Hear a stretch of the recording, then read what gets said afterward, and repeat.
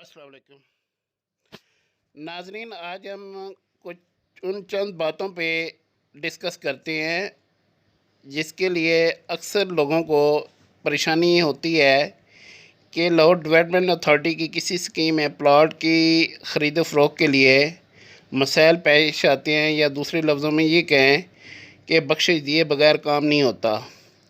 हालांकि इनफैक्ट ऐसा नहीं होता।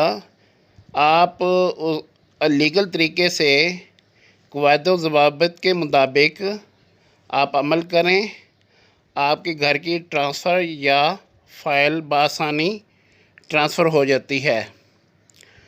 तो इसमें सबसे पहले आपको ये बता दूं कि जो किसी प्लाट का मालिक या घर का मालिक है और वो घर अपना फ़रोख्त करना चाहता है, तो उसको चाहिए कि वो एलडीए में एक दरख्वास्त दे कि मैं अपनी फ़ाइल चेक करना चाहता हूँ और उस घर को सेल करने के लिए अपनी फ़ाइल चेक करना चाहता हूँ। उसके लिए एक मामूली से फ़ीस है 1500, उसकी बैंक में जमा करानी पड़ती है। वो वन विंडो पे आपको एक डॉक्यूमेंट दे देते हैं और दूसरे दिन असिस्टेंट डायरेक्टर जो होता है वो फ़ाइल उसके पास आ जाती है, आप जाके देख लेते हैं।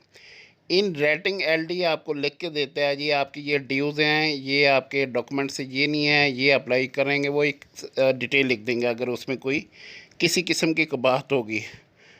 तो फ़रोख्त कुनिंदा के लिए ये बहुत आसानी हो जाएगी कि सेल करने से पहले पहले उन्हें ये पता हो क्या है कि उसमें उसके ड्यूज़ पड़े हुए हैं। मिसाल के तौर पे उसके बिल्डिंग पीरियड है शॉर्ट है, या उसमें नक्शा सही पास नहीं है, या कोई ड्यूज़ क्लियर नहीं है, या उसकी कंप्लीशन सर्टिफिकेट नहीं है। ये बहुत इंपॉर्टेंट है। कंप्लीशन सर्टिफिकेट के बगैर ज़ाहिर है आप आगे एनओसी के लिए भी अप्लाई नहीं कर सकते। तो ख़रीदार जो होगा उसके लिए परेशानी होगी। आप डील तो कर लेंगे, लेकिन ख़रीदार के लिए इसलिए परेशानी होगी, पहले आपने जब उसे टोकन लिया है 2 महीने 3 महीने का टाइम लिया है, बाद में 6 महीने साल लग जाता है। ये प्रोसेस ना होने की वजह से सबसे पहले ज़रूरी है कि फ़रोख्त कुनिंदा अपने फ़ाइल को चेक करवा ले।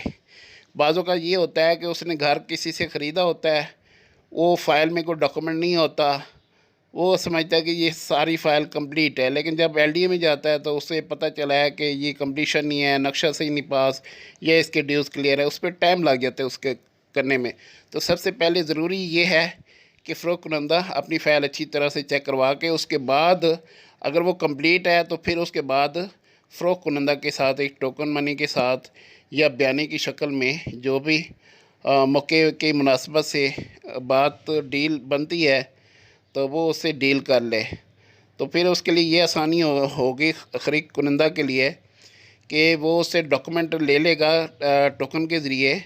वो इब्तदाई तौर पे जो शराइत सारी दोनों पार्टियों के दरमियान तय हो जाएंगी, यानी कि टाइम फ्रेम और बाकी जो शराइत होंगी वो मैं पिछली वीडियो में बयान कर चुका हूँ।